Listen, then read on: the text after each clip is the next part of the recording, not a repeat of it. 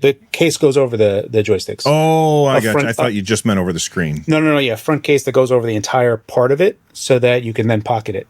You wearing Django jeans there, Carrie? Jinko? Jinko. I don't know what they're called. Jinko. There we go. You wearing those? At one point in my life.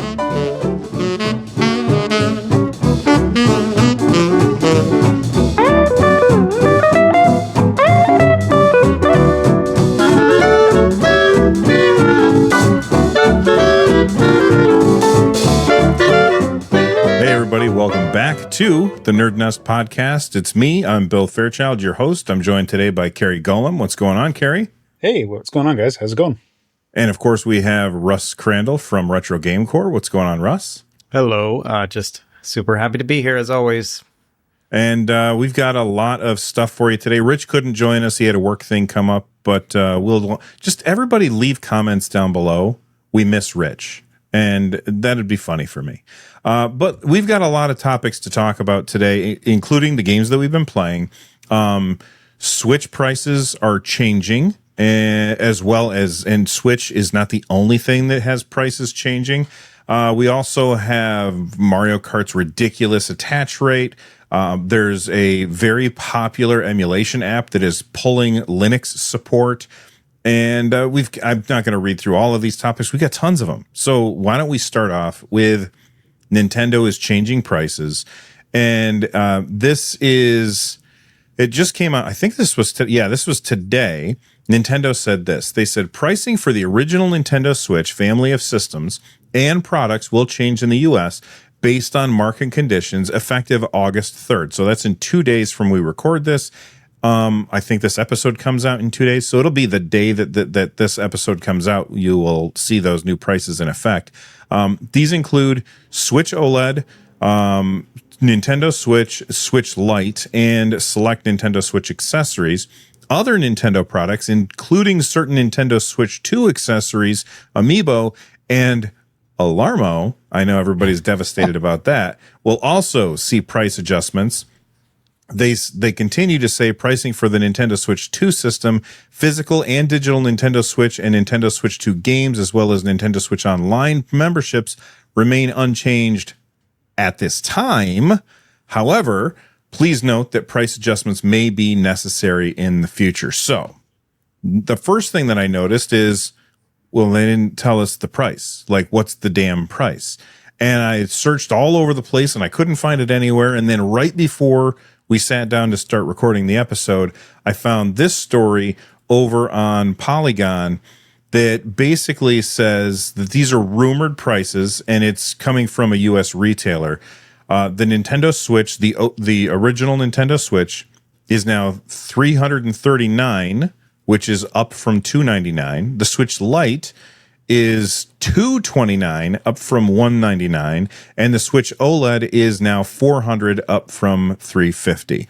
So, Russ, what are your reaction to these prices on these particular devices? It's really strange to have like the old system become suddenly more expensive. Yeah, I feel like we should rename the podcast to Everything Always Gets Worse, because that's like what we keep talking about. But and one other note, though, it just says the pricing will be adjusted on the Nintendo website. It might be going down for all we know, Just kidding. I don't think sure, it's gonna happen, but that would be cool. I think they would just do that. But it's $400 for a Switch OLED is kind of crazy considering that the Switch 2 is $450. Right. And I don't know. I would consider that to be a big upgrade right there. Yeah, One huge. thing I was noticing on the Switch website, like on their store, they sell the Switch OLED for $350 now, but they also sell the Switch OLED plus Super Mario Brothers Wonder for $350 right now. That feels like a much better deal. You know what I mean? I know the show's going to be coming out when the prices have already been changed, but that's the one I would grab right now. But yeah, I don't know. To me, the regular Switch is so less relevant now, and also I feel like everyone who bought one already bought one, or who was going to buy one already bought one. So it's just a scary indicator of what might be happening in the future, especially those accessories. Like what's going to be going up from there? The Joy-Cons, we always need new ones of those, and so I don't know. Yeah, I think they listed Joy-Con prices somewhere. I saw them somewhere. It could be like, oh yeah, it says Target's. Yeah, Target's pricing also indicated a $5 bump for Joy-Con 2 controllers up to $99.99, $100 for Joy-Cons.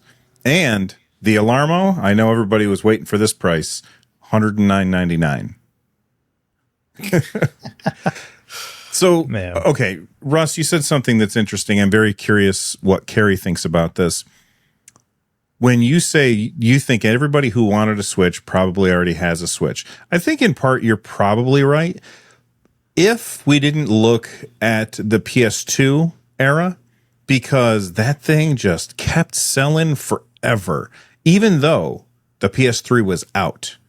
Some people just kept buying the PS2. And I wonder if that's going to happen with the Switch. In fact, I kind of assume that some people will keep buying these things. I was going to say because they're cheaper, but now they're not. I wonder if people are going to keep buying these things, inevitably leading Nintendo to be the original Nintendo Switch to be the best-selling system of all time. It only has to sell 7 million more units in order to get there. Carrie, do you think that people are done buying Switch Ones, especially now that the price has gone up or will go up? No, I don't think so. I think what is hard for me to understand is that certainly there has to be a swell of Switch One inventory that has to still exist here. So for prices to go up, to me that indicates that there's some type of slush of like new inventory that's coming online, but there's still inventory that's still here.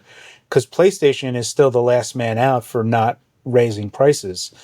Xbox was first, but they also do a very just-in-time process where whatever they make, they kind of sell. So they got affected by it immediately. PlayStation has been just skating through, and they're still not going there. But like it's what's always funny is, especially when we look at these tariff things, because this is like a whole new ball game for a lot of things, and these tariffs are expensive. They're not like oh, it's a 6% sales tax. It's like 35%, 55%. These are big old numbers.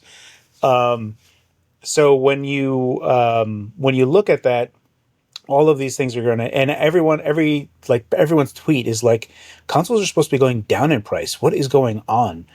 And I don't know. It's a weird time for sure.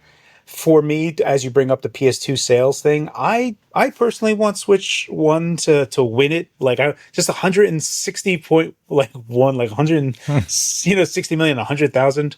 I would love for them to reach that. Which is fine because truthfully, the PS2 was a fantastic system with a fantastic game library. And the Switch One was a fantastic system. Like legitimately, they both had their things, right? Like people were buying a PS2 because it was a DVD player, and people were buying a Switch and multiple of them because multiple kids had to have one. So there's some padded numbers in both of them with some respect, where they're not just a game console. There's some other stuff going on there. I don't know. I think that they're still going to sell. It's just that everything is getting really weird really fast, where prices are getting so out of control, where before it used to be, well, you could just, if you go PC, that's the more expensive route. I'm not going to go PC because that's going to be so much more expensive. And now PC is in a world, especially with used parts and other things, where you're in a world where you're like, all right, that's the cheaper option. And not for nothing, Switch 2, like the Nintendo Direct that came out, everything was game card. Oh, here's physical game card. Here's physical. Oh, you mean the partner showcase that just happened? Yeah. Oh, I didn't even realize that. I didn't think about that. Yeah, so there's like a number of people that were upset about that, and rightfully so, right? Like for people that care about physical and want to have something where they can just plunk it in, don't need an internet connection, it'll just start going. That doesn't exist for these things, and it's a shame. This is all things that are bound to happen regardless, right? Like we are going to an all digital future, whether we like it or not. and it's just going to happen. For me, I prefer to own digital games on an open platform, which is PC, especially now that Linux has so much to support, like Proton, that I have multiple assurances that even if Microsoft were to implode, they said, you know what, we don't want to be a $6 trillion company anymore. We don't want to do it anymore. We won capitalism. We're done. And Linux stuff could still run. There's just multiple ways that you can play on PC, and I just prefer digital that way. I don't know. It's a long thing, and I don't know how to make heads or tails of it. It just kind of stinks. It's not a great thing, and yeah. The price is going up. It's definitely going to cut into the number of people who will look at. Well, certainly the Switch OLED. I cannot see any. I could never recommend the Switch OLED over the Switch 2. Even if it is cheaper and has a better screen, I could not recommend that. You know what really grinds my gears is that this now makes the Switch 2 seem like an affordable option. You know what I mean? Like 2 months ago, I was like, I can't believe they're pricing it at $450, and now I'm like, oh, you might as well just get a Switch 2 now. You know, I mean, think about it. I never really understood the Switch Lite. The Switch Lite was like, so you're telling me it doesn't switch? It's just a handheld, and it seemed like the worst of all worlds.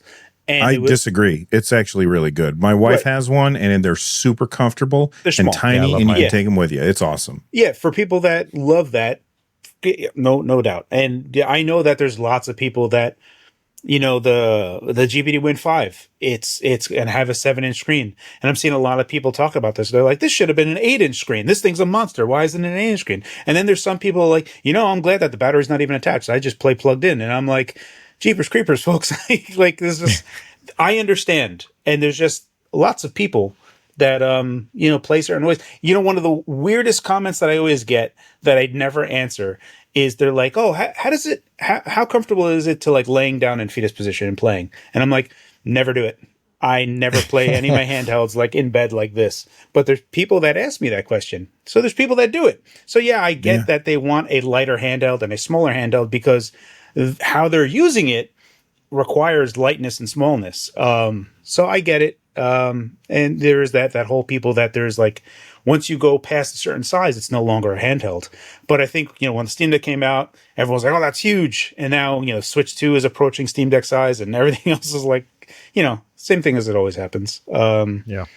I felt like when the Steam Deck came out, I felt like that's the 7 inches was the sweet spot for like being able to read text on a small screen and still have it be something that you could throw in your backpack and take with you. It's never been something that I would say you would put in your pocket and take with you. It's not a pocketable device, but it is a portable device.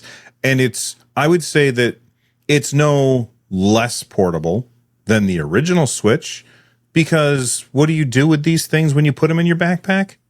You put them in a case to protect them, and the cases are roughly the same size. Like you're not putting it in anything smaller than a backpack. So the Steam Deck is not less portable than the Switch. The Switch 2 is not less portable than the Switch 1, in my opinion. People often disagree with me about that. Doesn't the Switch Lite have like a super slimline case that only covers the front? I'm sure they make some. Yeah. Yeah, I'm sure some, but some third party. I mean, even maybe Nintendo makes something, but I'm 100% sure that some third party makes something. I always felt like if you just had like something that would just like flap over so that you could like just a little magnet. Yeah, just something you can flap over, and then when you're done, you flap it back up, and then you could just pocket. Because if you made like a slim the joysticks. Case, the case goes over the joysticks. Oh, I got you. I thought you just meant over the screen. No, yeah, front case that goes over the entire part of it, so that you can then pocket it. You wearing Django jeans there, Carrie? Django? Jinko. I don't know what they're called. Jinko. There we go. You wearing those? At one point in my life. As you guys can find pictures of Carrie wearing Jenko jeans, please post them on our Discord. I would love to see that. All right. Well, it's not just Nintendo prices that are going up. And Russ, this one's going to be painful for you, man. It is. Because retro handheld prices are also about to go up, because I just saw this story over at Android Authority. And basically what they're saying is Under the updated system, all commercial shipments sent through private couriers will face full duties. Even packages sent through international postal system will be taxed based on their country of origin. This will either be a percentage based on tariff or a flat rate charge ranging from $80 to $200 per item that could significantly increase the prices of devices like the Retroid Pocket Classic or the newly announced Ioneo Conquer Pocket Fit, which I have not even heard about, assuming they continue to ship directly to the U.S. When the tariffs first took effect, or didn't really take effect, when they were first announced, like Anbernic basically said, well, screw it, I'm not shipping to the U.S. anymore temporarily until they found a way around it, because the margins, like the prices were up so high. Who was going to spend that much money on, an RG35XX SP or something? Russ, what's your reaction here, man? Yeah, so this is like the end of the de minimis exception, right? And that's any product under $800. And it's not just retro handhelds. I mean, it's everything, right? Yeah, so it's everything. Anything you buy on AliExpress now. Can you imagine buying like a part for, like your Nintendo Switch? You want to buy new Joy-Cons cheap on AliExpress? Great. It's going to be $2 plus $80 shipping. I'm exaggerating, but that's kind of what we're looking at here. And that's it's going to suck for everybody, but it's going to essentially really hurt this retro handheld world. I mean, some of these guys have been doing some shady stuff to get around it. Like I've heard people getting review units that are, stacked full of like pieces of paper to make it look like media mail kind of thing, like just all sorts of wonky stuff. And none of that'll matter anymore, right? It's all going to be charged regardless. And so it's scary, and we got about a month until that actually happens, and who knows if it will actually happen. We've seen a lot of back and forth over the past year. So is he going to taco? Yeah, right. Exactly. And so, so I'm gonna, I'll hold off, but this one seems pretty scary. Yeah, I was, so we were in Montreal recently to take my son and my daughter to a concert. They went to the concert. My wife and I just kind of hung out and did stuff while we were there. And I don't know, like 8 years ago, we were in Montreal and I bought I went to a haberdashery, which is a place that makes hats. And I bought like a really nice hat. That hat doesn't really fit my fat head anymore because I've gained a little weight and it was a little too tight to begin with.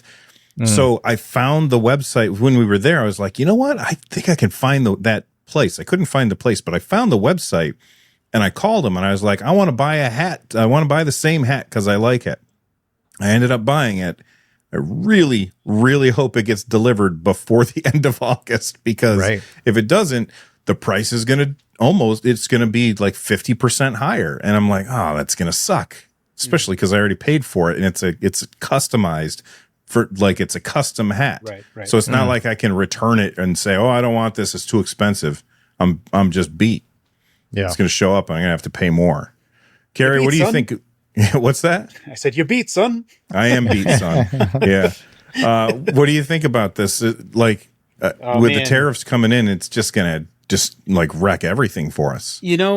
I think like this is there's going to be a light switch moment that happens. No, there will not. But okay, you keep going. So what I mean is like, we've all, at least in my area, things are already like, everything I'm looking at, I'm like, man, a McChicken was $1 in 2019 and it's $4 today. And, I've already felt like a lot of things where they're much more expensive.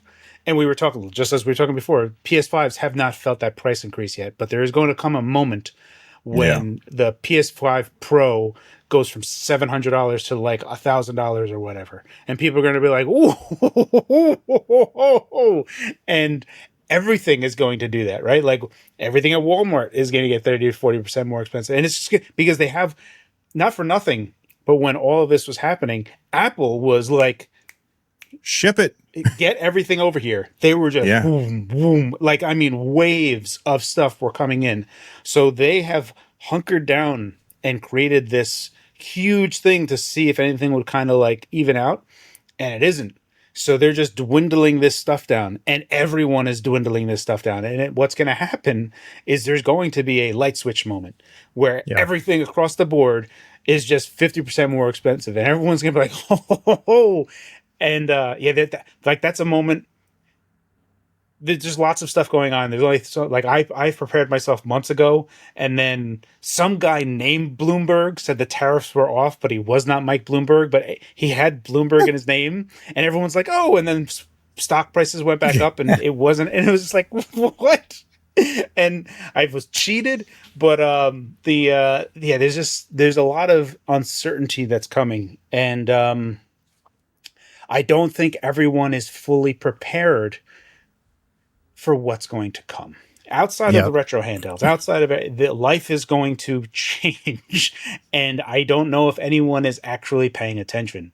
So that's the part that's scary. Like literally on Twitter is like console prices shouldn't be going up in price, and I just feel like, how are you not paying attention to anything going on in life? Like, it's like when the Xbox raised prices, they were just like, oh, well, Xbox sucks and they're in third place, so whatever, they just suck. And now Nintendo's raising their price, and they're like, hey, this is weird. Like, yeah, Yeah. the canary in the coal mine is dead, guys. It's dead. Get out of the coal mine. Yeah, I definitely see that. Bring me back to Nintendo real quick. They're not raising the price of the Switch 2. And here's my reasoning why. They did the same thing that I would assume they did the same thing that Apple did. When the tariffs were announced, they said ship everything that we have to the US, make sure that they have as much as they can. And they're trying to offset the losses that once they run out of Switch 2s that are here in the US, they're trying right now to offset those losses by raising the price of everything else. The accessories, they already raised prices for Switch 2 accessories once. Now they're doing it again. They're trying to offset their losses there so that they can keep the Switch 2 at $450 for as long as they possibly can. But that light switch is I don't think it's going to hit once. I think it's going to be a bunch of different light switches. Here's the PS5 light switch once they run out of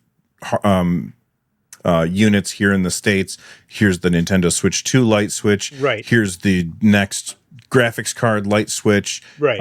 All of those things are going to happen. And go ahead, Carrie. Yeah, so I mean, I think the thing to understand here is, even though when that light switch happens and everyone is going to be very vocal about how badly this sucks, the switch down is not going to just happen, right? Because there's all this inventory where they're paying those prices, and they can't. How do you do the financing for it? So the price is just going to be baked in. Everything you get at Walmart, 30 to 50% more. Like, it's just like, it's going to be something.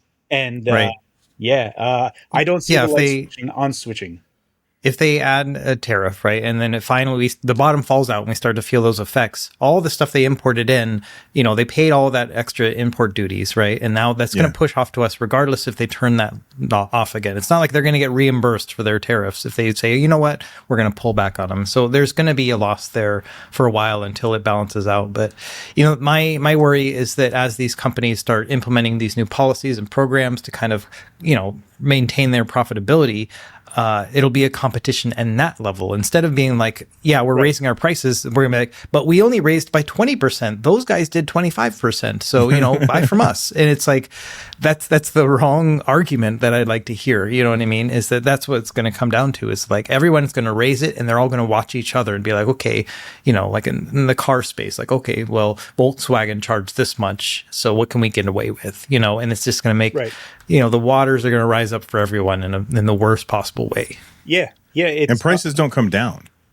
No, they're not. No, they're not. At this point, no. I don't think that the prices are going to come down, because they can't give the whiplash to the customer of like swinging that way, especially with how the administration is going to like whiplash. It's just going to be super mercurial. Yeah, so you just have to go into that position when you get into that position, when there's no more recourse left. And at that point, there's going to be like a settle-in period where people just accept that this is the new normal. But there's going to be months of this problem. And I think it's longer. right. It's going to be, but it's Yeah. the initial few months, the market's going to go down. Like I, I'm not a financial advisor by any means, but it doesn't matter. Plan accordingly. Do what Plan you think. accordingly. Do what you think is best. All right. Let's move So on. buy your Switch go OLED ahead, now. Russ. I was gonna say buy your Switch OLED now. Buy your PS5 now, for goodness sake. Buy your if you want a PS5 and you have not yet bought a PS5, for all the love and its good and glory, just buy it now. You'll thank yourself later. That's it. You know, I'm just curious what you guys' opinion. Just because you're like buy your PS5 now, I just built my own Steam console. The video went out today as we record this, and that thing is a monster. Now it's an expensive monster. You know, the total price is roughly $1,400 for the parts that went into this thing. That's not bad. It's really nice, and it runs circles around everything else that I have. Right. And my first reaction on booting things up is, this is so good, I think I might sell my Xbox and my PS5, because every single time, like my son and one of his friends were playing Resident Evil 5, the worst of the Resident Evils. Actually, I think 6 is probably the worst. But they were playing Resident Evil 5. They stayed up all night and they played, because it's a multiplayer game. Co-op. They stayed up all night playing through the whole game. They finished it, which is awesome. You know, I was like, that's awesome. Yeah, you know, you're not playing Roblox. You're playing real games. That's good for you. And my reaction is, oh, that'd be fun. Is it cross play? And he goes, well, we're playing on PlayStation. And I go, oh yeah, there's probably no cross play. It's an old game. Wait a second. I don't want to get it on PlayStation. And part of me is just like, I don't want to put any more money into anything that's not my PC. And it's not because I'm like, oh, PC's so much better. It's just like, it plays more stuff. And I'm just curious, how much time do you guys spend playing your non-PC games? Russ? It always comes down to if there's a title that's worth it. Otherwise, I'm on PC. Like, to give you an example, my family's been moving house for like the past month now. We're moving into a new house, and we're just slowly doing it one thing at a time.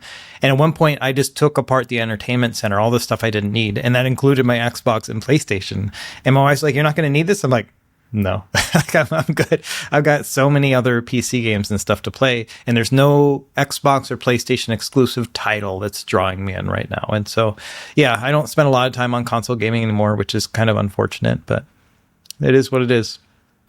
Carrie, you play a lot of Xbox stuff, but is it all on PC? It's all on PC. On PC. Since I've done that video where, what Windows did wrong or whatever, and my Xbox controller wakes my PC up.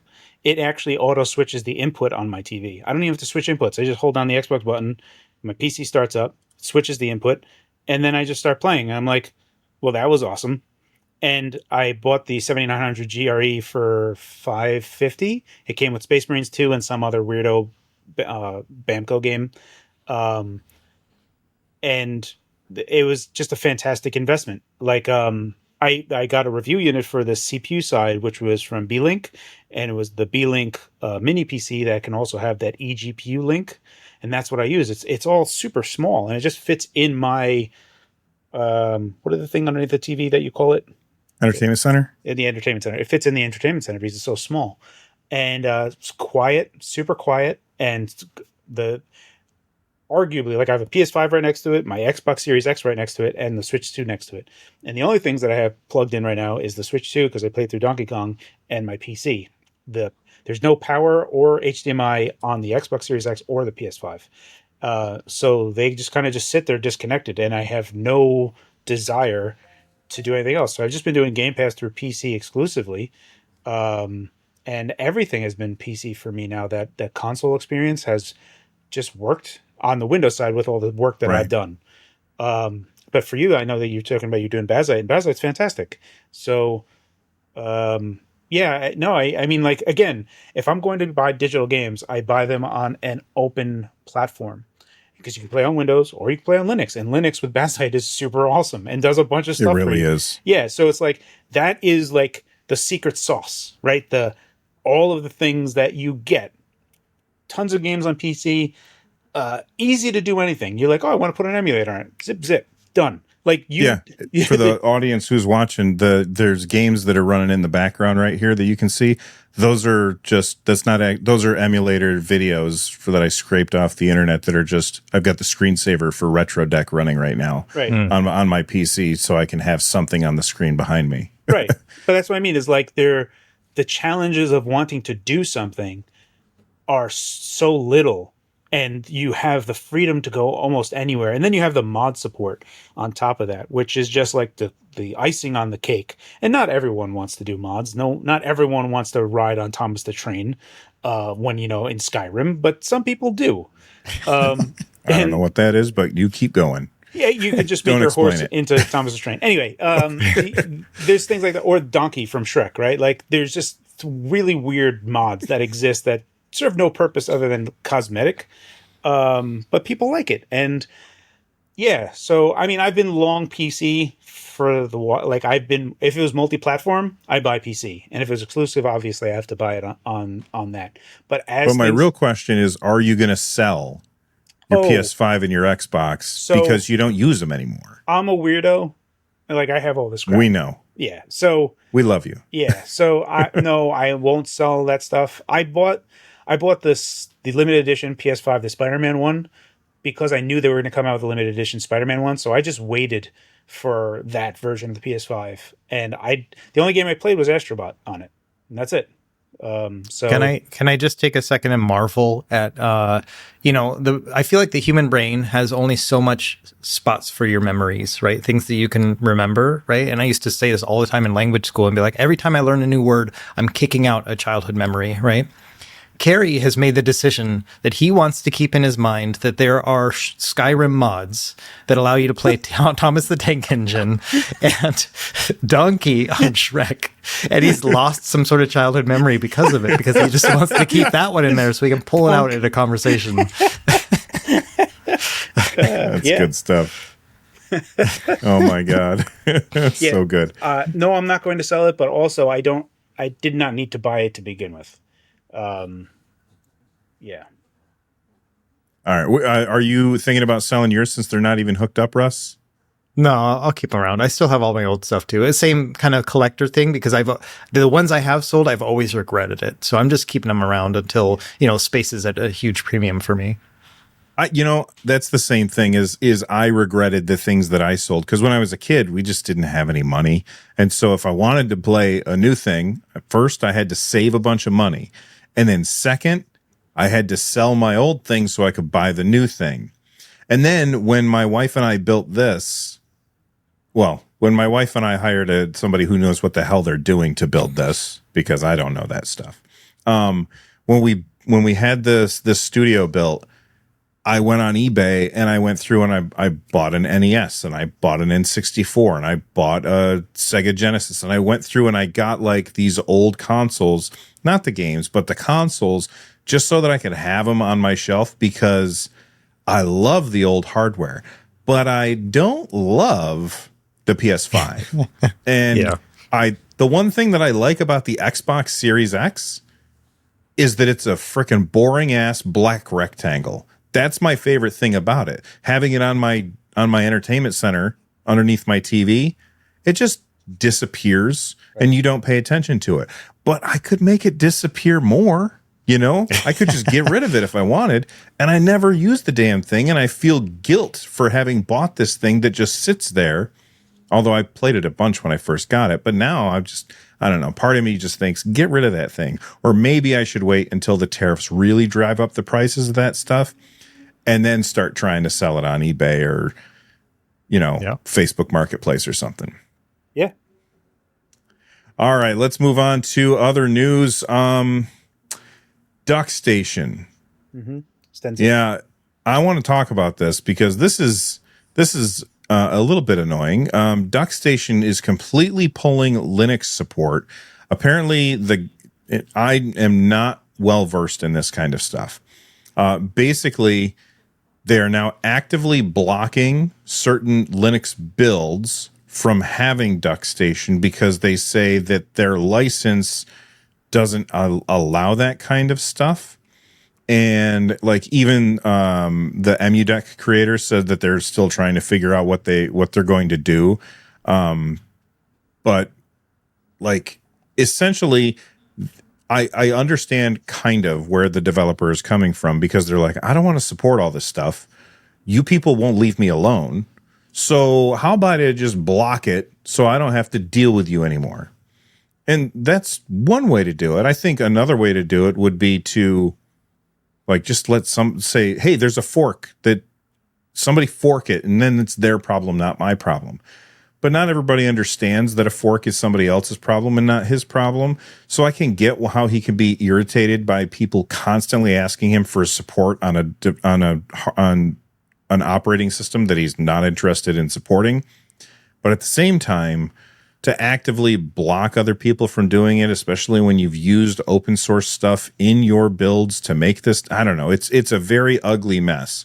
Russ, what do you think about this situation? Yeah, I don't have a full understanding of everything. I mean, that's the first thing to admit is like, I don't understand what packages he's talking about and everything. But I mean, Stenzik has a history of kind of, burning out like this sometimes. And at this point, he's just threatened like removing Linux support, but I don't think it's happened or anything. I don't know. I could see both sides. I mean, it is an app that he's working on, and if he doesn't want to support it in certain ways, then I mean that's his prerogative. He doesn't have to work on things if he doesn't want to, but it does leave some people high and dry. I mean, at the end of the day, I like DuckStation. I use it a lot. It's probably my preferred way of setting up on Android in particular, but there are RetroArch cores that work really well as well, so that's not the end of PlayStation 1 support. It's just a matter of one less avenue. And there are some really neat things within DuckStation that I like. I love a lot of their hotkey mapping and stuff. Yeah, it is what it is. And I wish I knew more about this Linux side. I don't know if you do, Carrie, but I don't understand what he's talking about with this stuff. Gary? So as far as I understood, because someone else retweeted and I just like gave a cursory glance, is that he made an official package build for Arch Linux users, and there's this AUR package that everyone else is using, not the one that he made.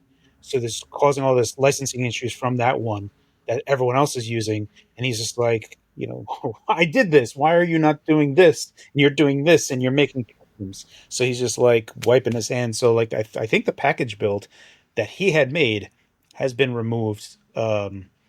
I think. But yeah, basically what it comes out.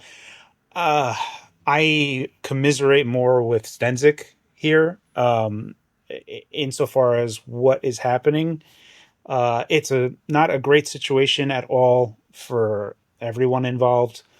Um, I don't really have much to like add here. I know that there's lots of alternatives that you can use for PlayStation 1 emulations. DuckStation certainly isn't the only one, but it is a fantastic emulator. Stenzik does great work. Arguably, his work that he has done on PCSX2 on Windows, or just on the x86 version, Yeah. but like streamlined so much that it effectively made it quite usable for everybody. So this is like, he has done some tremendous work, and I extend him a generous amount of leeway to do whatever he's doing. If people are not like, this whole thing that he's doing, they're like, oh, down with Stenzik. I was like,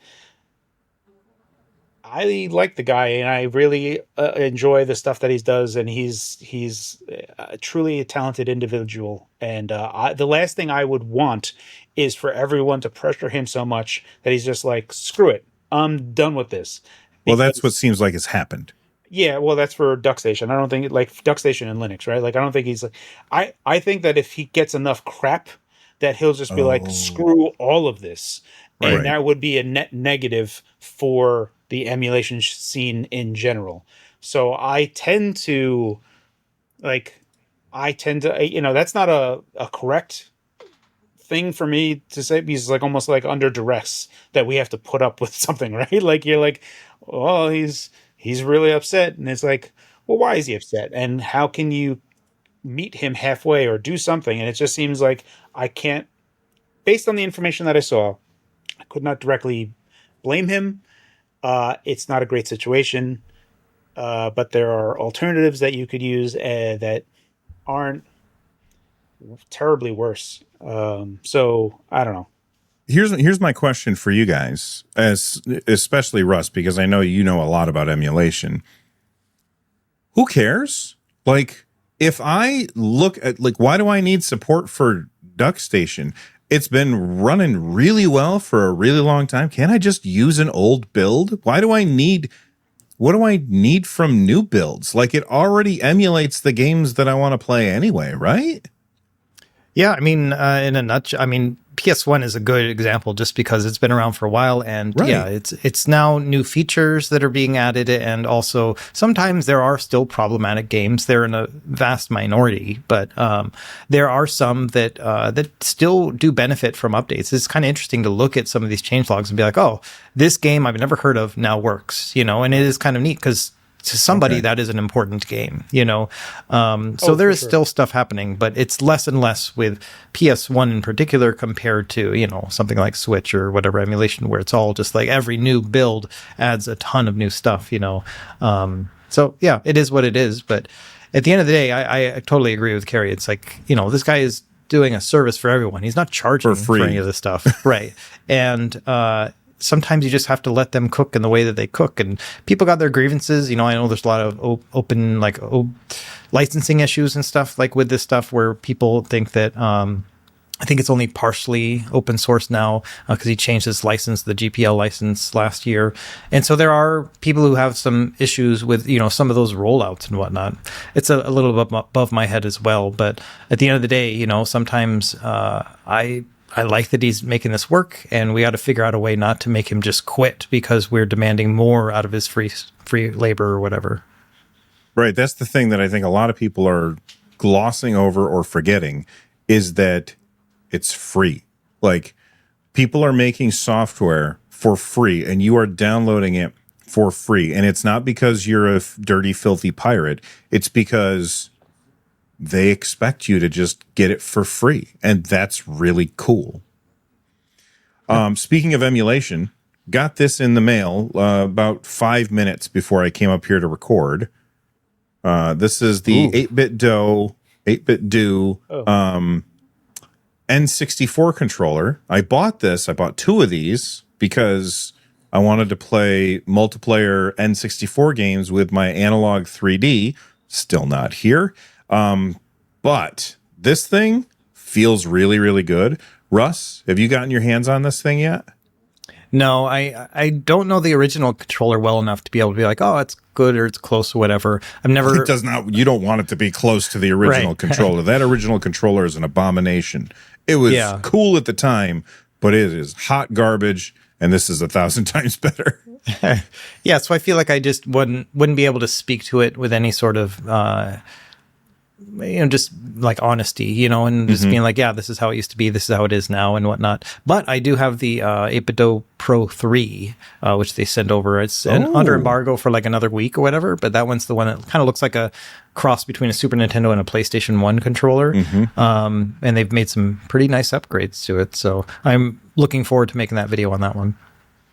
Yeah, I definitely want to check that controller out because 8BitDo makes some really, really good controllers. Although I've been running into, specifically on my Bazite build over here, I can get the 8BitDo controller to pair via 2.4 gigahertz. I have the Ultimate 2, I think it's called.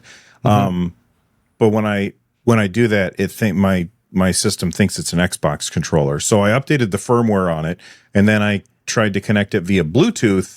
It won't connect to a Bazite build. I talked to Jimmy, who's a friend of the show, Jimmy Champagne, who runs Deck Ready and PS Ready and Real Ones. Make sure that you check out his channels. He has one too, and it works perfectly well on a Steam Deck. But I asked him to try it on his Bazite build. Will not connect to his Bazite build either via Bluetooth. So there's like some growing pains there, which are a little frustrating for me. But I hope that gets worked out at some point. But anyway, back to this controller. Carrie, you played a lot of N64 games back in the day. You picking up one of these babies so that you can play them on a modern system so that you can have the actual B, A, and camera buttons be in the right place. So I'm a weirdo, and I just prefer, if I can, I actually bought the N64 controllers that Nintendo sold for the Switch without a Bluetooth. So did I. Yeah, so I have those if I need to connect via Bluetooth. But I actually still have my N64 set up, and you could say everything you want bad about that controller, but one thing that you can do with that controller that's better than all of them is you can pretend to have Wolverine claws with them, and that's pretty awesome. But yeah, I like the original N64. Like, it was the first analog stick, and I have a lot of fond memories with it. I do like what 8BitDo has done, and I just myself personally really enjoy 8BitDo stuff. I think that they're easily in like the premier set of controller manufacturers in that they intuitively understand what it means to actually use a controller. It's not just someone's like, oh, there's a D-pad, there's buttons. What else? What more do you need? And it's the same thing of like old Linux desktops. They're like, what's the problem? There's a window, move it around. And it's like, yeah, but it feels weird. It feels like everything's disconnected from one another. There's no cohesiveness to it. And I remember when I first got my 8BitDo, like a 8BitDo review controller, and the D-pad was just fantastic. And I was like, finally, someone just understands. I do actually really like what they've done insofar as modernizing an N64 controller. It has the 8-way divot in there, right? So you can only push. Yeah. I'm going to hold it up to the camera so you guys can see it.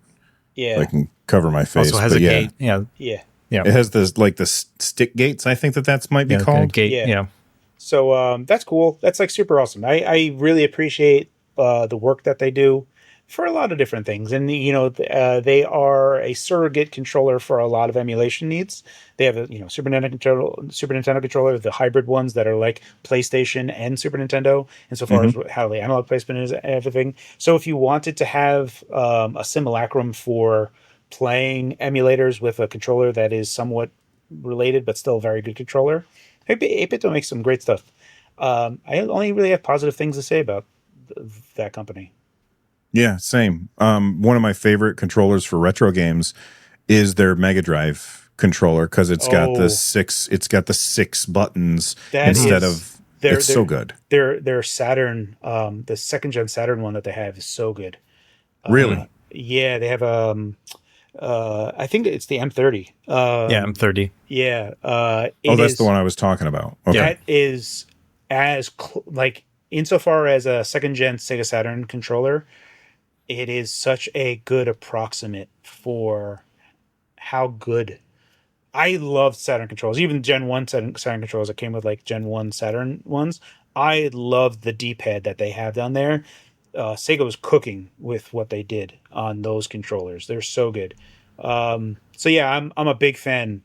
Again, like surrogate simulacrum type of controllers that they make that are like, oh, I want a Genesis controller, and you can get something like that. They also had a Nintendo type, like a rectangular one, old, right?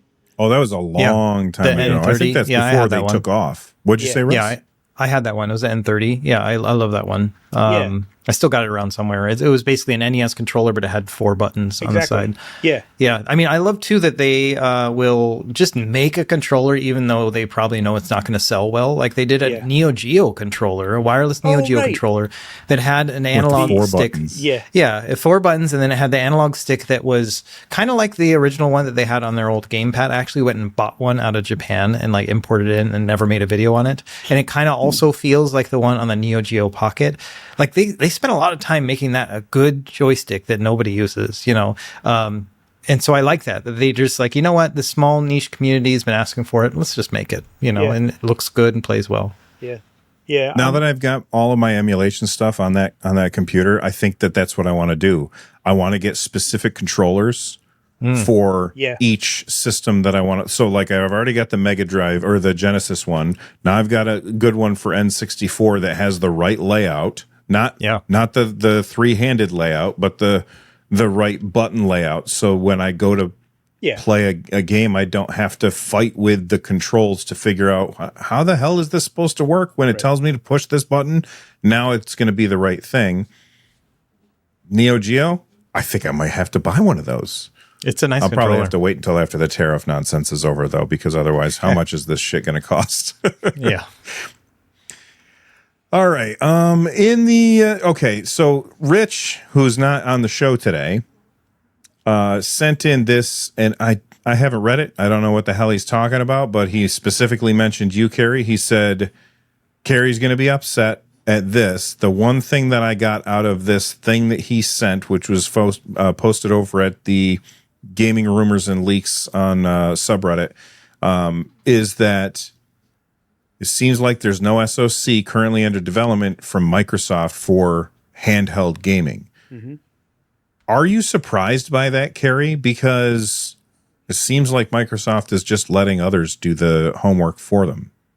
I am surprised by that. I don't again, I don't think that that's correct. Only because for sure Microsoft is making a next Xbox console. And Yeah. for sure they're using the upgraded like top tier version of that for their cloud platform because that will supersede what they have now. They won't continue to use the old stuff. They have to use the new stuff that has better encoders, especially because the ML component that's on those GPUs. Now Microsoft can leverage all of the Xbox hardware for AI purposes when they're not busy playing games. So Oh, wonderful. they're looking at maximizing 100% utilization out of these things at any given time, right? So Yeah. it's all about effective duty of like whatever they're investing in. So whatever you invest in, you can't just let it sit there do nothing. You have to have it do multiple things at any given time. So it's a really neat thing. Like it's all the whole things at scale type of mentality is all you have is dials and you're just tuning everything so that you're always redlining these systems.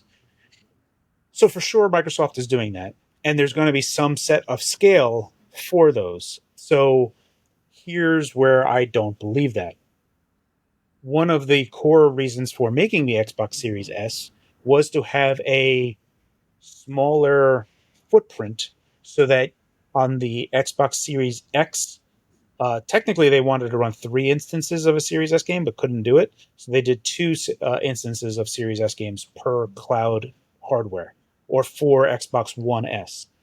It would seem silly to me for them to just not have a Series S next Xbox, which would be the handheld, because they could run more of those instances on this hardware. So you still have all this runway for the Xbox Series S, but there is all of these games that are going to be coming out, especially for this particular hardware, where everything that I said in that video like 2 years ago is finally happening. I was doing it in my video in a way that we could use the same parts that we have today and get to a place. And here we're getting there by literally just having a better GPU. And when you look at all of the proposed efficiencies on bandwidth and what the bandwidth is on this, what is it? What is the PS6 handheld code name? Um, I don't remember. Yeah, it's in the It's in the show notes, but I can't remember it. It's it doesn't Canis matter. or something? Yeah. Yeah, what'd you say? Canis? That's it. Canis? Yeah, Canis. Yeah, so Canis itself is very close to what a Steam Deck 2 should be. Insofar as if Valve wants to make a chipset that doesn't have anything greater than 128-bit wide interface. So it's a very cheap chipset that this PS6 handheld is. It is like the cheapest that you could possibly make it while using all these newer parts. And what it gets them is effectively 4 teraflop of raster inside of that bandwidth scope at the maximum LPDDR5X. Raster Bros. Yeah, but you also get way better ray tracing support on RDNA 5, and you get the ML upscaling component and frame generation component. So imagine it's like the Switch 2, right? The Switch 2 is awesome when DLSS is in there. Yeah. Now imagine a Series S, but it can do frame generation and DLSS stuff. And now you're like, oh, holy smokes, this thing's going to be pretty awesome. So for PlayStation as it exists, PlayStation, they came out that low power mode for developers, and everyone has a beta to do it. And all of this I made a video on this. I made a video specifically like this because someone asked me. I said, can PlayStation make a handheld? And I said they could, but they have to make a Series S PlayStation 5. And that low power mode is a Series S PlayStation 5. Especially if you combine it with PSSR. Yes, because exactly. I think Digital Foundry was looking at PSSR and they're like, this is freaking great. Yeah, when you look at FSR4 as it is, when if like PSSR2, right, adopts these newer things, plus all the advanced ray tracing things, you like as it is right now, developers are just going to look at it from a raster only thing. And they say, we have to take our PS5 games and make them work on this low power mode. And when you do that, you're going to get this PS6 handheld. What's really interesting is not every game needs this. Like there's a bevy of 2D games that will run just fine in low power mode on that PS5 with no sweat. Like the dev is just going to be like, what am I doing here? Like, oh, why'd you call me? Just run it. It just goes. But there's a sensational amount of games that are obviously rendering on the GPU. And if they are going to anticipate that threshold of what the PS5 can handle. And that low power mode is less than half of that. So it is, for all intents and purposes, Series S. So I don't see Microsoft not having an Xbox handheld. That is their Xbox handheld. It doesn't make much sense to me because it benefits the cloud component, which they are definitely doing. Yeah. Okay. So Russ, let me ask you a question. We look at this idea, PlayStation putting out a handheld, Nintendo obviously handheld, Xbox, they're partnering with third parties. Do you think it makes more sense for them to make their own thing than it does for them to continually partner with somebody else for hardware and have them just worry about the software side of things? What do you think is the better move? I think that they've kind of painted themselves in a corner at this point by partnering already, because they're like, hey, here's a handheld where we put the Xbox brand on it. And then a year or two from now, are they going to be like, hey, here's don't pay attention to that older one. Right. Here's an Xbox branded handheld, and it's like, you already did this. And so I feel like they've kind of put themselves in a position now where, to be honest, I feel like they kind of watered down their own brand by making this partnership, because now they're relying on Asus and Asus's priorities and whether or not, whether or not they can even deliver on what Microsoft wants, when Microsoft's the one that has the capital to actually make the things they want. And so it does make it a little bit weird that they got in bed so early. And what are they going to do to get out of bed at this point? I don't know. Part of me, like after hearing Carrie just talk about all that stuff, part of me wants to just rip Van Winkle right now, go to sleep for 10 years and come back out and they're like, hey, you know what? The upscaling wars are over. We figured it out. There's no more FSR 17 versus 18 versus DLSS versus all this other XESS stuff. We've just figured out one that works for everyone. We're all happy with it. We've all signed on it and it's all good. And now you can play your games. You don't have to worry about raster versus upscaling. It all looks the same. Like, that's what I want to get to. Hearing Carrie talk about, oh, this next one and this next one, all I can think about is, okay, well, what about FSR 7? Like, what's that going to do to change the paradigm? It's just, we're living in the sandwich as it's being created in the factory. I don't want to do that. Like, I just want to eat the sandwich when it's done, So here's the thing. And this is actually, I would argue is like critical, is that all right, so raster is sensationally easier to render than ray tracing is. Ray tracing has a high cost. And yeah, one of the things that ray tracing needs, because it's such like a crappy the ray tracing we get in games is actually crap. And what I mean by that is that have any of you guys ever used like Blender or Maya or anything and just like try to render something in ray tracing? A billion years ago. All right. So are you aware of like how it looks super noisy as it's like calculating all the ways? The first thing you do is it looks like crap, and then it does multiple passes until finally you're like, oh, okay, that looks pretty cool. Yeah, it took like, maybe 3 minutes to render a single frame. And it's like, oh, that's what it looks like. And how ray tracing works on games is it does that, like it's like poof, and then DLSS and all the other stuff is like denoise it. And it takes all that stuff out. So what you're seeing is like a very, very quick pass of ray tracing. And ray tracing itself for games has changed the name of ray tracing. And if you want to get to like real ray tracing, it's now called path tracing, which Right. is like, why did Very hard to do. yeah. So then it's like, oh, and then you're like, how many bounces are you doing? Right. So it's like before, like ray tracing. Anyway, this is a whole different thing. But one of the benefits for ray tracing as we get closer to having ray trace games is that if we can get to a point where game development is made with ray tracing first instead of raster, that means that every time that they are making a scene, that the technical artists are not pre-baking all the lighting, looking at stuff, and then they're like, "Oh, we have to make this change," and they're like, "Oh," and then they have to go in and rebake all the lighting and do all the stuff.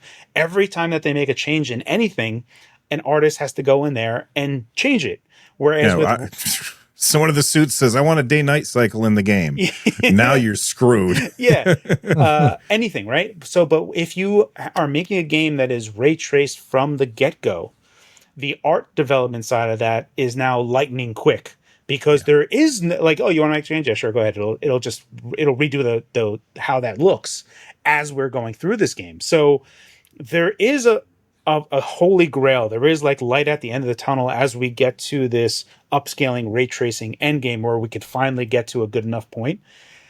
But it's really clunky right now, and we're feeling the effects of it. And like right now, I think especially in handheld, no one enables ray tracing. It's like, no, I want to be able to play it to some degree, please. I do Right. not want a slideshow that I can't really tell the difference. So, yeah, there's a lot of growing pains that we're in right now. And you can't rip Van Winkle your way past that. I was about to say, yeah, everything you just said makes me like it just validates me more. Like this is my last podcast appearance. I will be asleep for the next 10 years, guys. All right, 2035. We'll be back with Russ. Episode 850. Yeah.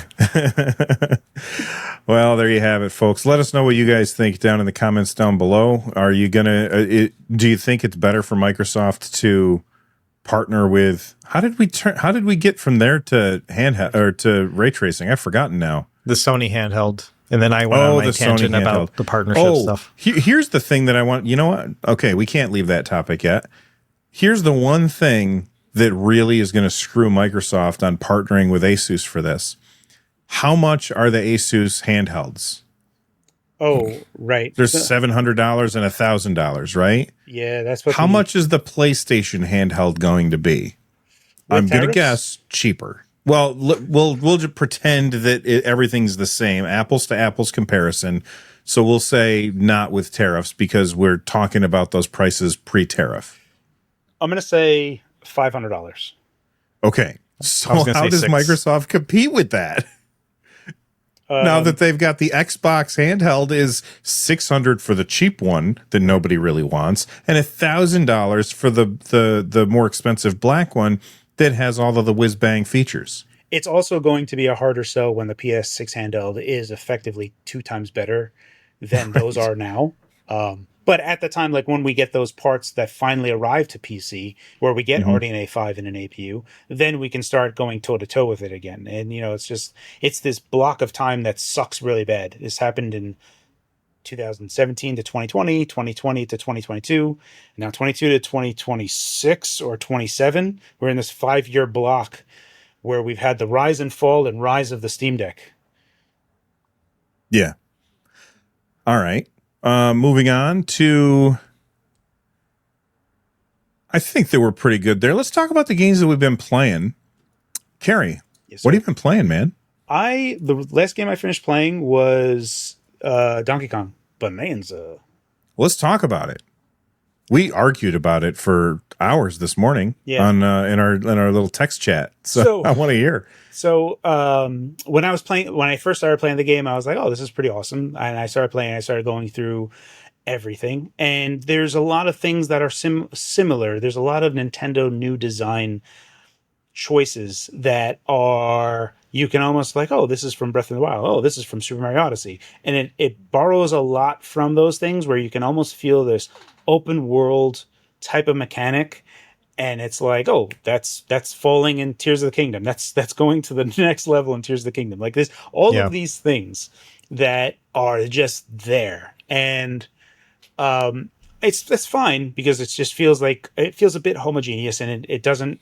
Nothing is very distinct. It just feels like there's a differences. I do love the skill trees that they've added to Donkey Kong Bonanza, and it gives like incentive to actually collect some things, and especially some of them. I do enjoy that they've like hidden behind because some of them are skills that actually can help you progress through. Like the first water level, I actually got to the record without actually lifting up the entire thing because of the skills that I had gained. So I was just like, oh, this is how you have to do it. And I didn't learn until last time because I had to take out the three things that were blowing juice or whatever from the ceiling Yeah. to raise the Oh, level. okay. I know what level you're talking about. Yeah, it's like the first Yeah. level. And I was like, oh, that's what you're supposed to do.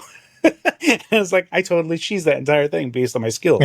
So I was just like windsurfing. Like I would jump and then windsurf and then get up and then windsurf and then get up and then roll to like extend my jump.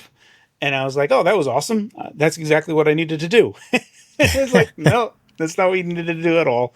There's lots of things that I love about it because they don't hold your hand, and it's just like, oh yeah, just go out and have fun, play the game. You're gonna have a great time. And then there's lots of things that are just super simple, and then there's a few things in between that they have all over the place that are just like hockey stick difficulty for weirdo reasons. And the bosses that they have are they tried and true Nintendo thing. Rule of threes. Like here it is.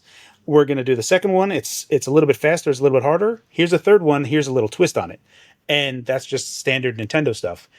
And then it gets kind of lost in the weeds. Like as you're going through, when you have to give the record, find the record for the whatever guy, the big Giant DJ. yeah, the giant animal that you need to possess or become. The That whole thing feels weak, and especially when you get up to like the last levels, you have to find 4 records, and it's like, oh, it's one of the pieces over there. And I put a video on Twitter about this. I didn't even do anything. I just walked down this path. It was like what was that American Gladiators game where they're fighting on a Oh yeah, yeah. with Yeah. the stick. You're Yeah. fighting with the stick. Yeah, so there's a platform that you walk onto, and I just walked around the guy and picked up the record and walked around. Didn't do anything, didn't jump, just completely just walked around him. And I was like, well, that didn't matter. And I was just like, here's one part, and I'm like, oh, I have to do this 3 more times. So I was going, and it's like, it just feels like there's just very gamey type of things. And I was like, at this point, done with it, because I had 100%ed the first 3 levels. I got every fossil, I got every banana, and then as I was going through it, I was like, I don't want to do this anymore. And I just made a beeline for the ending, and the ending is sensational. It is so good that it actually changed my opinion on the game greatly. And overall, I'd give it like a 9 out of 10 or like a 90 out of 100. Same difference. So I played it on like day 1, and then my son came upstairs and he was looking at it and he's like, I want to play that. And I was like, well, I don't have the physical cartridge. I can't loan it to you. And I go, oh, wait, but I can. So I said, go get your Switch. He brought it upstairs, and we did the little shuffle where we send the digital cartridge over to his Switch his Switch 2 instead of mine. And so he's had it since then. I haven't been able to play because it's, on loan for 2 weeks. And but he's loving the game. I got so far like 60 something bananas at this point. So I've played enough that I kind of get what they're going for, and I understand how the game works. And I'll play more once he's done with it. But I think that number 1, game is awesome. 2, you're right to talk about the similarities to the open world in, say, Super Mario Odyssey or Zelda. It's a very open world game, and that seems like that might be Nintendo's new formula. And I am 100% okay with that. I like the game a lot, and I can't wait to get back and play more of it. Russ, how far into the game are you? So I'm probably around the same number of bananas, like 50 or 60 or so. But I put in probably 2 or 3 hours, and that's because I am crawling through the game, and it's just the way I am as a person, right? Like in the very intro of the game, like you're like kind of in this underground mine, and then you're kind of working your way out, and you get into this open like area. When you walk up into that open area, there's a tunnel you have to walk through, and the whole tunnel is lined with gold. And Yes. you're supposed to just kind of hit some gold, like, oh, you get some gold and then run through whatever. I spent a half hour in that tunnel getting every single bit of gold because I was like, I don't know if I need all of this. Like, what does this currency mean? I have no idea, but I'm not going to walk past it and just let it lie. And so I'm just pounding through, like just going like for a half hour straight. I'm like, oh God, there's a piece up there. I got to go find it. You know what I mean? And so it's like, I am making the game worse for myself because I don't know what these things mean. And I don't know if I'm going to miss them or not. So every area I'm like that. I'm like, God, this stuff's everywhere, like which stuff am I supposed to grab? What's important? Like, I love the openness and whatnot, but the completionist in me is like, well, if I'm going to do a job, I'm going to do it right, and that's not the way to go into this game, I don't think, because I'm going to spend 80 hours on this game beating it. You know what I mean? And I'm going to have more gold than I can spend. Yeah. So for anyone listening, if you're just going through, it doesn't seem like the gold is that important because I've got tens and thousands of this gold stuff I've only spent a little bit of it. And so, yeah, that's the thing for me is that this game, it seems fun. It's working well. I'm playing it docked mostly, and so it looks great. But this is not a good fit for me and my personality. It's just rough. Like I'm just crawling through. See, I feel like I'm now outnumbered on the podcast because you two guys seem like you play the same way, whereas for me, I say, oh, that's where my quest marker is. I'm just ignoring everything else and going for the quest marker. And if I really love the game, then I will start doing that other stuff. I'll be like, well, let's search around for some banana gems in the area and see what I can find. But for the most part, I just go from point A to point B. Like, so my son, right after we transferred the game over, he docked his Switch in my dock. So we were sitting up here and he's playing and I'm watching him, and he had so many more bananas than I did. And I was like, I probably had less than half the bananas that he did when he finished the first level. And I was like, okay, there's a lot more game if you want to. But if you don't want to, if you ignore all that stuff, then you can get through it fairly quickly. And I think that I'm able to ignore all that stuff. I don't feel like I need to clean everything up. But it seems like you guys both feel the need to try and get everything. Well, the thing for me is that it's not clear what's a side mission and what's the main quest. You know what I mean? Like when I play something like Ghost of Tsushima, like it's highlighted in a different way. I'm like, all right, I can ignore that. I can go and play the main game. But in the very beginning, you don't know what you're supposed to be doing and what's important and what isn't and whether or not you can ever come back to it because you jump into a big hole and you go all the way down. Like, how am I going to back up there? You know what I mean? And so it is, I like that it doesn't hold your hand, but also the lack of hand holding makes it just kind of ping me in a weird way with my brain, And so, yeah, I can see all that happening as well. And I'm not typically the guy who like has to do every side quest, but again, it's just kind of so fluid that it leaves me in a weird spot. And I don't like going back and replaying stuff. And so if I'm just going to play a level, I want to play that level and move on to the next one. And so it's just the match of this game and my personality is not really lining up, but that's fine.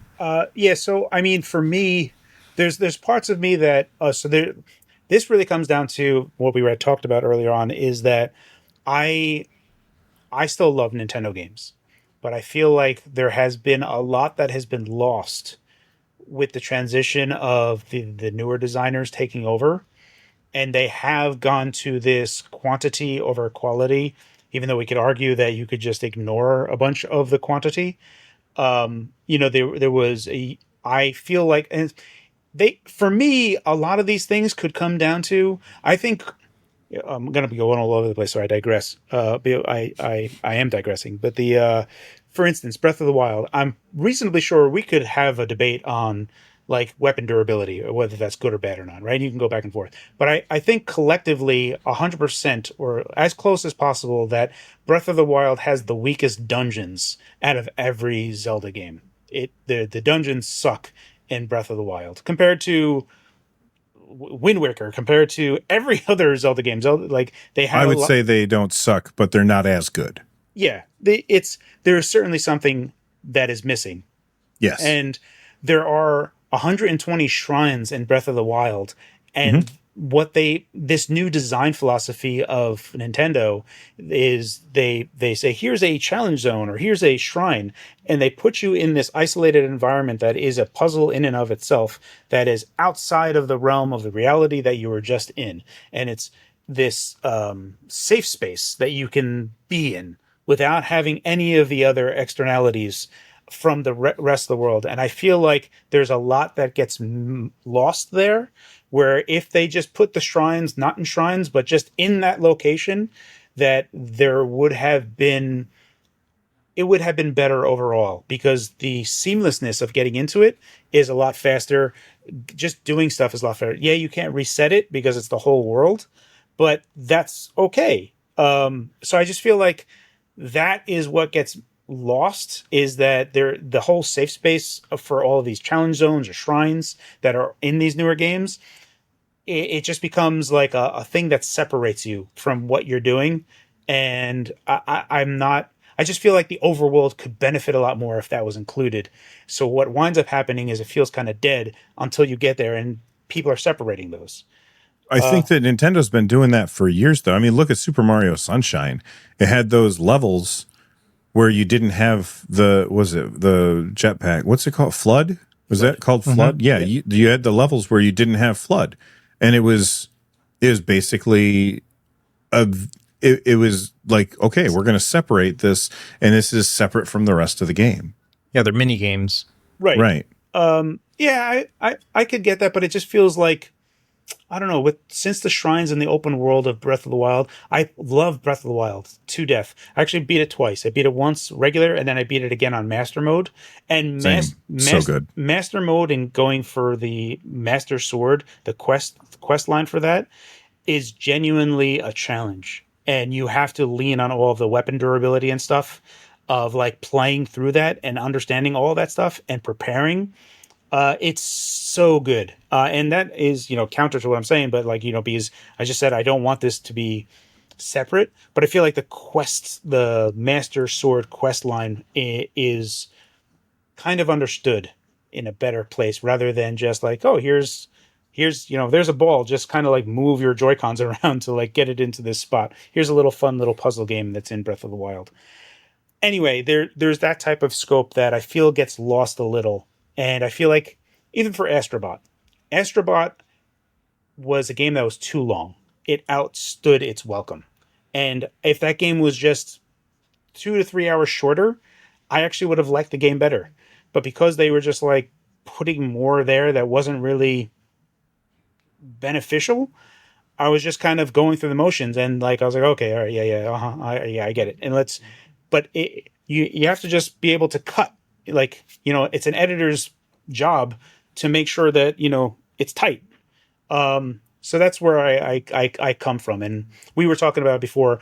I don't like filler of any kind, whether it's optional or not. I just don't think that it's a waste of time for them. Perhaps other people do like it.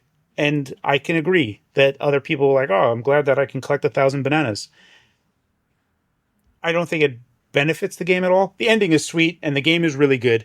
I'm not going to say that I did not enjoy the game. And the ending, I effing loved so much for Donkey Kong. I effing loved it so much. Yeah. I think I was going to say a good analogy is that, I like that they created those Lord of the Rings extended cuts, but I don't watch them. I just watch the edited one. You know what I mean? Because that gives me all I need, and it's just a tighter experience, and that kind of goes in line with what you're saying too. It's like make a director's cut maybe, and put all that stuff in there for the people who really want to go through all of it.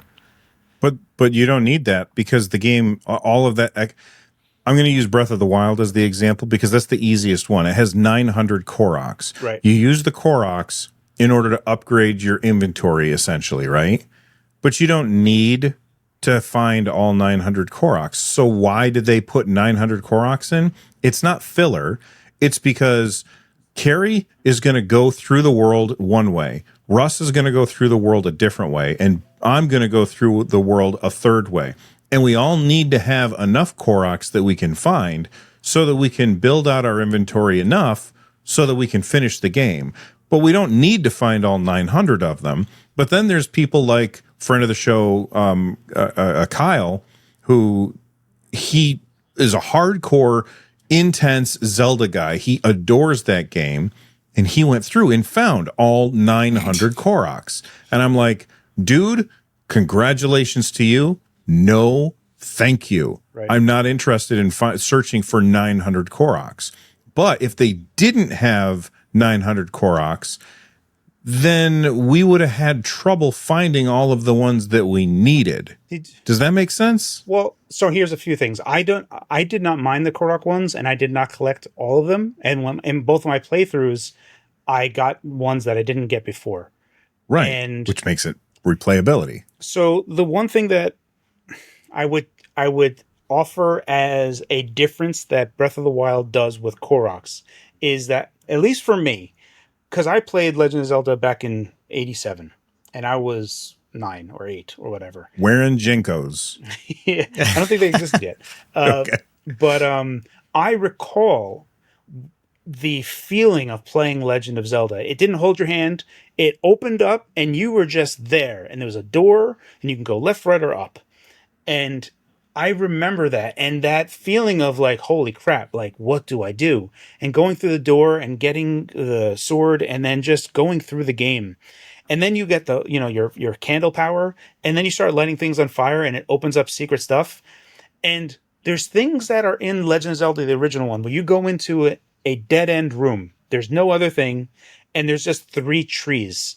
And you're like, well, that's odd. And you just have to light them on fire. Like you have to do something, plant a bomb, do something, because it just seems odd. And the Korok seeds are like that in Breath of the Wild, where there's just a curiosity. And I remember I was playing Breath of the Wild, and I was just like, looked, and there was 3 trees at the end of a cliff. And I was like, well, I have to go and see what that is. I spent 30 minutes like gliding down, then using my flight power to jump up high and grab on and like rest a bit and keep climbing. Took forever.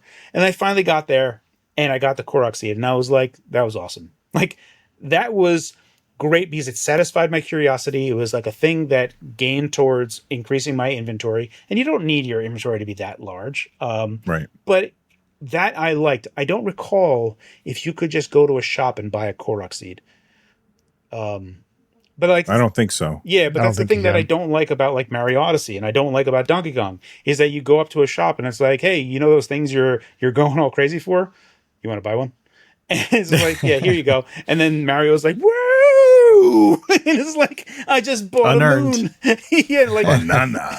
yeah. It's like, can we just skip this? Just up the counter, please. I did nothing. Like, I have a bazillion gold. I have so much stuff. One of the things that neither, I guess, did you guys not get the elephant power yet? No. No. I I've only unlocked like the gorilla power. Me too. So that's awesome. But the elephant one is great for land removal. And it's if you, I know you don't like going back to it, but I didn't also go back to any level. But like, I'm officially done with Donkey Kong. I was at like 588 bananas. And I'm done. I don't think I'm going to play that again unless like the Switch 3 comes out and they make an enhancement for it. I might play Super Mario Odyssey and load up my save on my Switch 2. I think I might do that. And just like play with like updated graphics and higher fidelity frame rate.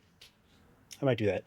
But after credits rolled on Super Mario Odyssey, there's like a whole lots of game to play, but I never played those it. rabbits. Yeah, I just stopped playing. I was like, okay, I'm done. So I should probably return to that. But I don't know. I feel like there's just something that is fundamentally missing, and I think if it was just tighter, it would be better overall. I think everyone would appreciate more. Much like how Astrobot should have been shorter, and that game would have been. It got Game of the Year anyway, so everyone loved it regardless. Yeah.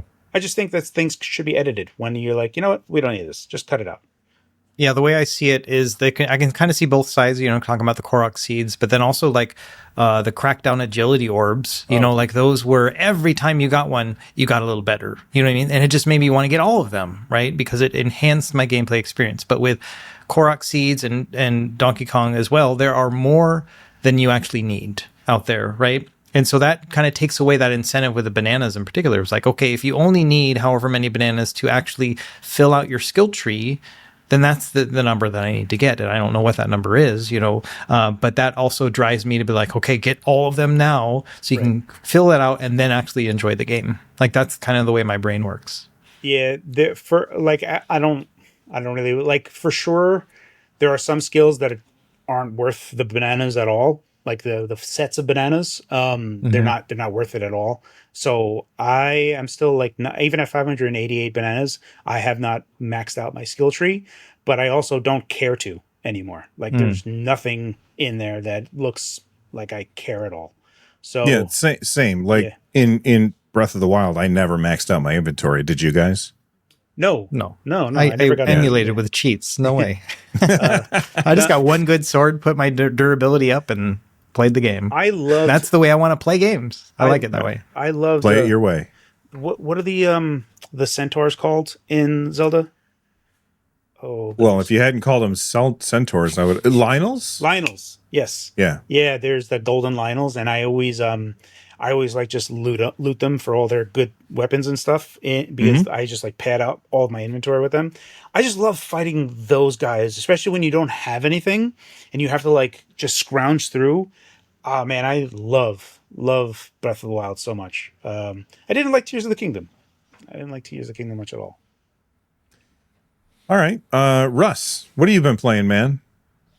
That's it, just Donkey Kong and a lot of just Final Cut Pro editing videos. Yeah.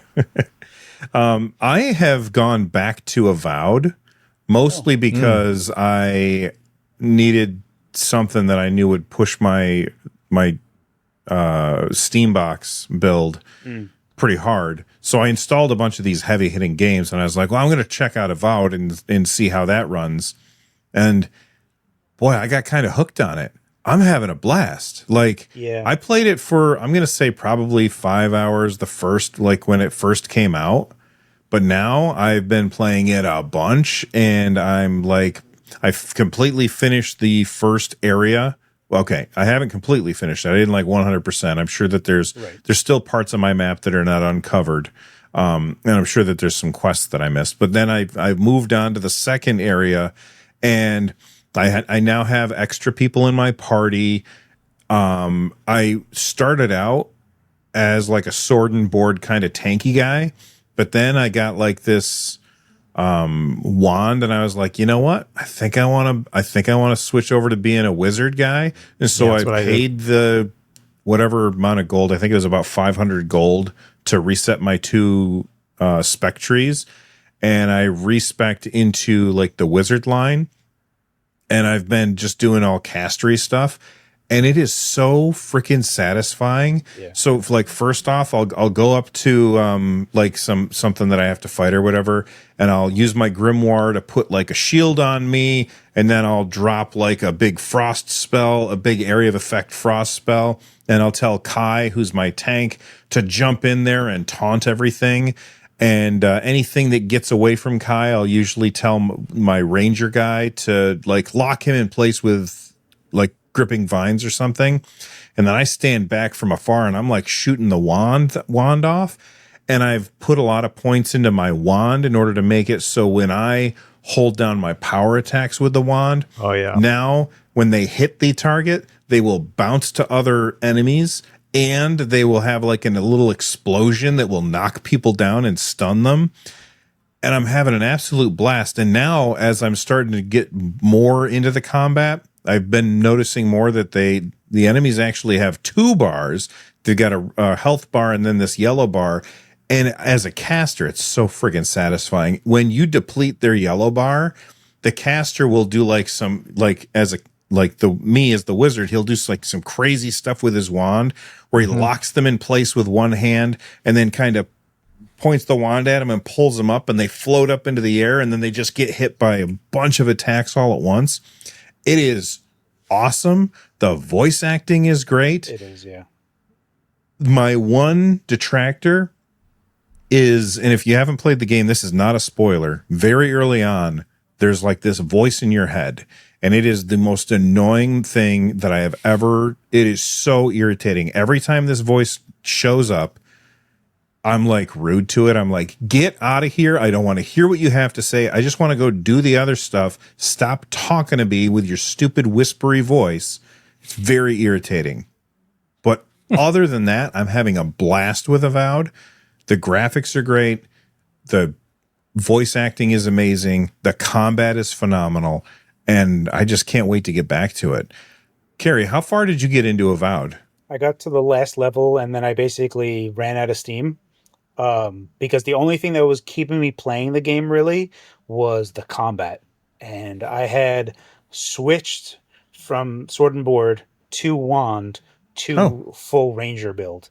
Oh, really? Because ranger is like super awesome FPS RPG. It's like also when you start mixing and matching stuff, it like when you start doing like really cool stuff, when there's just a bunch of enemies, it's like it's my time to shine. So it's just like you like run up and bring out your Gamara and like close it shut and it like blast out, and then you like you take out your guns and then it's slow mo time and they're all up in the air flying away and you're like headshot, and then you bring those down, you can slide in. It's just you're doing a bunch of really awesome stuff, and like it's such a fun game to just whip around. And you know, you can easily, like when you hold down the slowdown, it like paints there where the headshot is, so it's like easier to like get a headshot. The ranger side of it is so effing fun, but the combat of it is such a well done game. But when I got to the end of it, like I really wasn't playing it for the story at all, and then the story just kind of like goes in like a fork that I did not know was coming. And I was like, whoa, that's serious. Like, I want to go back. I don't know what the hell I just did. But I just kept going forward because it's a rather serious moment that happens and it alters the game in a significant way. So I was just like, oh, what the hell? And then I got to like the last level and I was just like, I'm kind of done. And they've been updating the game like crazy. So I might come back to it, but I might wait for them to just keep at it, because the one thing that I would love is better loot, and there's just not enough loot in that game for me to like Diablo style, you know what I mean? Like, you know what I mean? Like I'm constantly like picking up a fine dagger and I'm like, I just break it down. I know right. I've been using the same wand and grimoire for 10 levels. Exactly. They really need to give you the loot system. If there was a loot system, I probably would have beat that game a long time ago. But because there wasn't, I kind of like, well, it was just the pure combat mechanics that kept me playing that game. And then I kind of petered out. I know that there was something that they changed with like the mats, the materials that are less difficult now. I forget what it was, but I mean, like the upgrade stuff. Yeah, I forget what it was, but it's like I didn't really like the upgrade path for the loot. I'd rather collect more loot as my upgrade path and have the ability to upgrade it rather than the upgrades being the main focus when the materials were few and far between.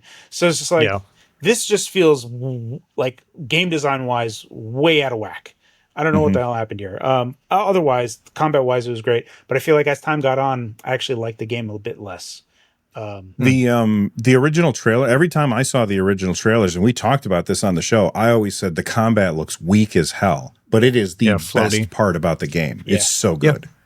Yeah, I beat it. I played all the way through, but it was in the beginning, so no updates or anything. I haven't gone back to it since. And yeah, it peters out at the end, and that fork really messed me up because there's no good answer for that one, which I hated. And so, I mean, I stopped the game, Googled it, and I was like, which one am I supposed to pick? And then everyone's like, none of them. Like, they suck, you know? And so, and also in the very beginning of the game, I think leading up to maybe the second level or whatever, I made a bad decision where a lot of people died, and it was on purpose. And that just made me bitter, like, throughout because it kept bringing it up. People like, oh, you're the guy that killed all these people. Like, I didn't mean to kill them. You know what I mean? And so it embittered me from the story a little bit because I was like, I don't like being a bad guy, and everyone thinks I'm a bad guy, you know?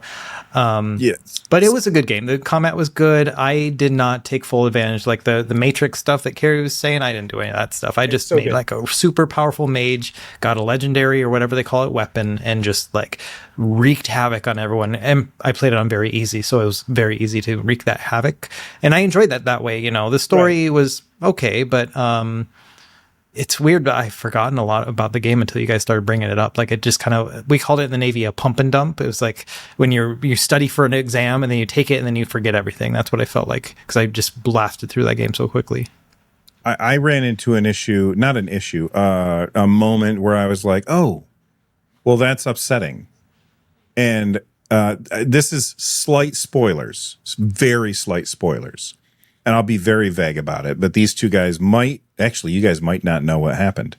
So there's this guy that you meet super early on, like when you very first start, the blue guy with the big ears, you meet him. And then a decision that I made later ended up getting him killed. Yep. You don't see him killed. Nope. I just happened to be wandering along and I looked up and I saw him hanging from a tree and he had a note taped to him or a dagger in his heart or whatever. And it's like, this is your fault. And I was like, holy shit. I didn't do that. Because I backtracked. That was cool. It was such an amazing moment because they didn't force you to go and see that. It's only if you happen to be going back to find. And I remember I was like, oh, there's someone hanging there. Wait a minute. I know that guy. And I like that guy. Yeah. So when I saw that, it was like, I appreciated the game a lot more for that because there was no hand holding. There was no nothing. Your decision, all of your decisions led to that. Mm-hmm. And it was a spontaneous moment that there was nothing like, I really enjoyed. There's like that moment that I really enjoyed about it. But the thing that Russ and I are talking about, I wasn't prepared. Well, don't spoil that. Yeah, I wasn't prepared for it. I don't think that it really prepared me. Like, normally you get like a save is like, you should probably save here. And it was like, yeah, it was just like, oh, you did that also. Yeah. Meanwhile, you're like, oh, jeez. But I've been having an absolute blast with that game. One complaint that I do have about it, and it just feels so stupid. There's like chests everywhere, right? Mm. Like I'm just wandering around the city. Oh, look, there's a chest over there on my mini map. So I go and find it. It's in somebody's house. I don't sneak. There's no little red icon saying, hey, you're about to steal this. Maybe don't steal from people. You just take whatever the hell you want. And there are zero consequences. Yeah. I much prefer like the Bethesda way of doing it. Yeah. Where you are like in this building and you're just like, hey, you could steal this stuff if you want, but you better not get caught. That sounds much better to me than just like, there's a chest in somebody's house. Open it. Just take anything you feel like, buddy. I also like that in Bethesda games, you can't directly sell anything you stole unless you go to a fence. Yeah. Because then, you have the weight encumbrance penalty of that type of stuff. So you have to, there's like certain things that it's like, there's not an immediate benefit for just being a kleptomaniac. Avowed I agree. There's like parts of Avowed that it's like, man, there are parts of this game that if there were other parts, this would be an amazing game. But it feels like there's just not, there's a few missing ingredients to take this up to another level. I started off the game thinking like special level combat. I was like, oh, this is a solid 8.5 out of 10. And by the end, with the 5th level came in, I started playing. I was like, this is a 7 out of 10. I've had enough. And I just stopped playing. It is fantastic combat though. Yeah. All right. We have 2 topics left. I want to know which one you guys would rather do. This week in gaming history, there's 3 games that I decided to highlight, or the best games of 2002. So this is like our retro callback. We're only going to do one of them today. Which one would you prefer? Russ? God, let's do the ones this week in gaming history because I got a story about one of them. Yep. Okay. Let's do it. So this week in gaming history, there's obviously plenty of games that came out. I went through and I was looking and I found 3 that jumped out at me big time. Streets of Rage for the Sega Genesis, which came out in 1991. That game is now 34 years old. Metroid for Famicom Disk System came out in 1986. That game is 39 years old. And Castlevania 2, which came out in 1991, the year I was a freshman in high school, which came out August 9th, 1991, 34 years old. Russ, which one did you have a fun story about? The original Metroid. So, we had on NES, and that was the one where you had the password system to kind of save your game, And I remember we didn't own it. We rented it, and we were renting it for the weekend, and we had some neighbors over, and one of our neighbors was like really good at video games. Like he just, his reaction times were good. Like he was the guy we would like be like, hey, can you beat this game and we'll watch, like it was like watching TV and stuff. So he was doing that with Metroid, and he got to like Mother Brain, and he's like shooting his missiles at her, doing that thing, right? I don't know what, I mean, it came out, 87 in the US, I think. So I would have been, 7 or 8 years old, and, I don't know what I was thinking, but I ran across the room to go get something. Maybe my mom called for me or whatever. I ran across the TV screen and he couldn't see the TV for a minute and he died. And they were so mad at me because we were about to beat the game. And this is my older brother and his buddy, right? So they like beat the crap out of me, right? But I just remember that it's like I screwed up that perfect playthrough of Metroid and it was all my fault. We had this password so we could get back to it, but there was still a lot of chunk he had to play to get back there, Man, they were mad at me for weeks about that. That was my bad. But I ran across that TV. It's something you're not supposed to do. That's like breaking a cardinal rule, but I did it. So when you played that game, did you already know about the end where Samus, like her suit shoots off and you're like, oh, it's a woman, not a guy? Did you already know about that? You guys did? No. So did you find that out that day? He didn't beat the game. He didn't go back. He couldn't get back and beat it. Like it was all my fault. Like we never got to see that. We heard about it later and stuff, but I never actually saw that game beat. Like that was our shining moment, and Russ blew it. I just ran across the TV, me and my stupid socks. Like, and I can just imagine myself running across, and it was all my fault. But yeah, so I didn't know that until later, much later, that it was a girl and all that stuff. There's a funny thing about that is like I went with my good buddy who's the indie author to Galloping Ghost in Chicago. They have a gigantic arcade. And he just said something offhandedly that I died laughing at. And he's like, you know what I love about this place is that it's all free play games. And it's like every game I look like, I feel like I could just say to someone like, hold on a second. I have a score to settle with my past. And this is like, I got to beat The Simpsons and I got to beat X-Men Arcade. And this is like, going through those games is a lot of fun. For me, out of that list of like this week in gaming, I think for me the one that would be the biggest would be it was Streets Rage 2, Metroid, and what was the third one? Castlevania 2. Castlevania 2. I'm assuming that's Simon's Quest. Simon's Quest, yeah. I don't really have it was really just envy because I remember it clearly because my cousin got it for Christmas and we were visiting their house for Christmas, and I remember he unwrapped it. And he like pulled it out, and I was just exceedingly envious of that box. And I remember it clear as day. It's a core memory for me. And I don't know what it is about the cover art for Simon's Quest, but there's something about the cover art for Simon's Quest. Later on, learning that the whip is a 2. Is a 2? Oh, like the number 2. I got you. Yeah, it's a Castlevania 2. I appreciate it even more later on knowing that was the case. But playing the game and how cryptic it was, every part of that is like probably like things that I just love about games where Animal Well feeds that same curiosity where I don't want to know anything. I want to go into this blind and I want to experience something that I could just like pick up and like I love that feeling so much. So whenever, what they call it, Metroid Brainians now, those types of things in games are things that I crave deeply. And I would offer that Simon's Quest was a catalyst for that. But yeah, that's it. That's my only quick story for Simon's Quest. I was today years old when I realized that the whip was a 2. Yeah, it's a 2. I appreciate. I did not know that. I figured I saw that someone mentioned that like I don't know years ago. So I was like, oh, and I was looking at it. I was like, it's even better now. This is a work of art. It's a gosh darn masterpiece. So I played the hell out of Metroid. Never beat it. It was a really really good game, and I love I don't know how they made a game so creepy in 8 bits, dude. You know. And the So music. Metroid creeped me out as a kid. Kid Icarus creeped me out as a kid. Oh, hell yes. The music of and like it just creeped me out. The music when you would hit, like when the little Frankenstein guys would come and jump around, it was almost discordant, that music. You know what I mean? there's also something, and I can't picture it in my head.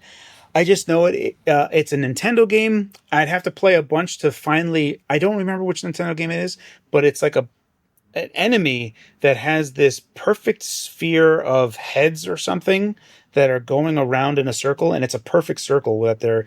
And it creeped me out. And you have to like defeat them on the outside to hit the inside head. I don't remember what game it was. If someone in the comment section knows what the hell I'm talking about, it'd be greatly appreciated. But there was like a few different Nintendo games, like the Nintendo tropes. I just love like the when you beat any Nintendo game, you're just like the character he's off on the cliff, and the thing that he's in is just disintegrating in the background. Like, yep, I destroyed that whole facility. It's just, or like Bionic Commando.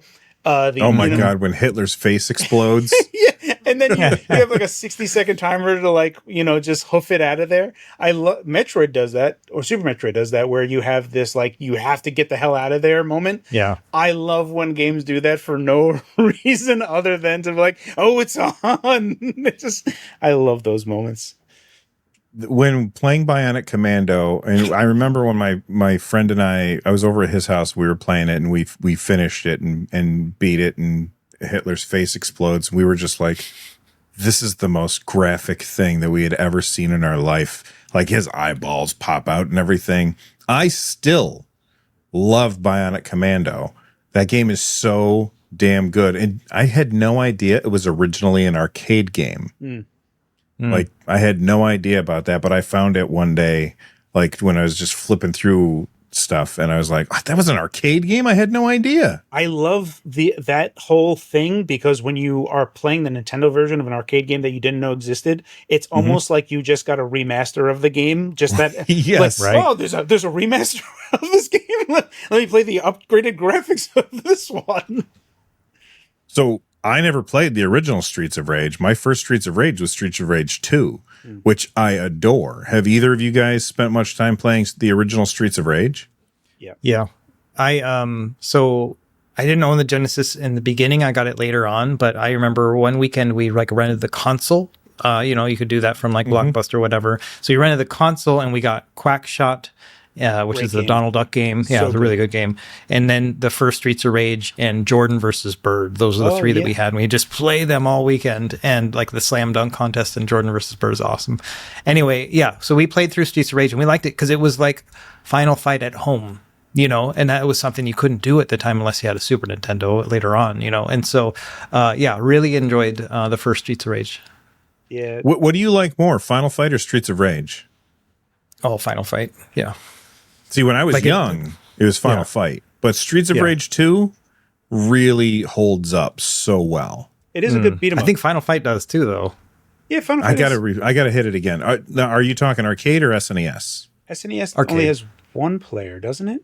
You don't have Guy or whatever the. Oh, that's right. You don't have Guy. Hagar? No, No, Hagar's you got in Hagar, and you've got the guy with the white T-shirt, whatever his name is, but you don't have the Alex. ninja guy. Yeah, maybe Alex. Yeah. Okay. What about you? Which one do you prefer, Carrie?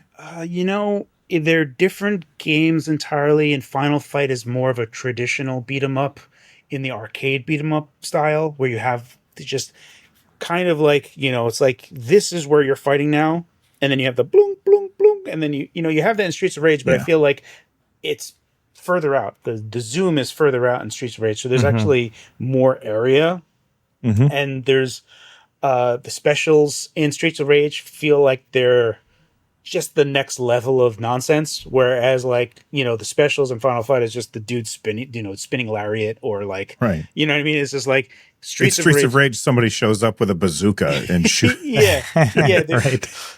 But I mean, like Golden Axe fits into that whole beat 'em up where you have the where they throw up the magic things, and then depending on how much you like, Golden Axe to me is like Final Fight and Streets of Rage, like that Final Fight type of thing, but the quality of the specials going up. But they're all very quarter suckers. Like they're just, that is their purpose, is like trying to get through those games without getting hit is an impossibility. Like how Gauntlet was, where they just had like the death guy with the death touch, and he's just like, he's just sucking quarters for me. That's all he does. Yeah. Well, you know what's worse is when you're playing those and you don't realize that your specials cost life. Yeah. Oh, that's Right. yeah. When you just Ninja so Turtles bad. would do that too. yeah. I had no idea until much later, and I'm like, I dump quarters in and I'm spamming whatever. I'm having so much fun, but I die so fast, and I had I didn't realize why. What were you saying, Russ? Yeah.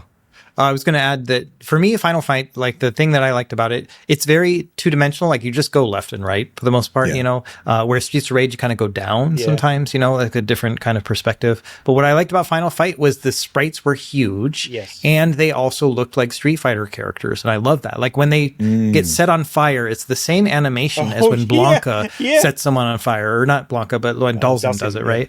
Yeah. And so it's like, I love that. I was like, holy crap, it's like playing Street Fighter. You know what I mean? And so at the time, that was a really big deal for me. It's the bigger sprites and like the fact that it looked like a Street Fighter game. Yeah, you're way more zoomed in. And I feel like the artwork can be appreciated more. Like you feel like, I would say that I feel the same way as you, Russ, where Final Fight feels, especially the Super Nintendo version, I felt like that was arcade perfect, outside of not being arcade perfect, but like I enjoyed it as much as I could, where I was like, this is fantastic, this is sensational. And Streets of Rage felt like, I don't want to say the watered down version or the discount version, just a different style that I just enjoyed playing, because I had a buddy who only had a Genesis and he only had Sonic for like ever, because that was the pack-in game. And then he got Streets of Rage and he's like, hey, you want to play with me? I'm like, sure. And we had a good time. It's a solid co-op beat 'em up. I will say that at the time, like the beat 'em up game that I thought looked the best was Pit Fighter, because it had the actual filmed people or whatever. Yeah. And I was like, this is like real life, you know, and it's not really a beat 'em up. It's more like a kind of tournament style game, but still, that was the one where I was like, this is crazy. And even the same thing when Mortal Kombat, the first one came out, I was like, this to me looks better than Street Fighter because it looks like real people. And I thought that was really cool. I have one quick anecdote to share. I had gotten a Genesis very early on with like Altered Beast and everything, and loved it. But I had also got it, I forget, it was like second grade teacher, third grade teacher, 1989. I don't know. It doesn't matter. She's asking the class, she's like, oh, did anyone, show and tell, did anyone get anything? And I was like, oh, I got a Genesis. And the teacher was like, oh, I love that band. And I had no idea what she was talking about. That's too funny. Yeah. Well, if nothing else, this conversation has made me want to revisit Final Fight and see if maybe I didn't give it quite enough of a fair shake.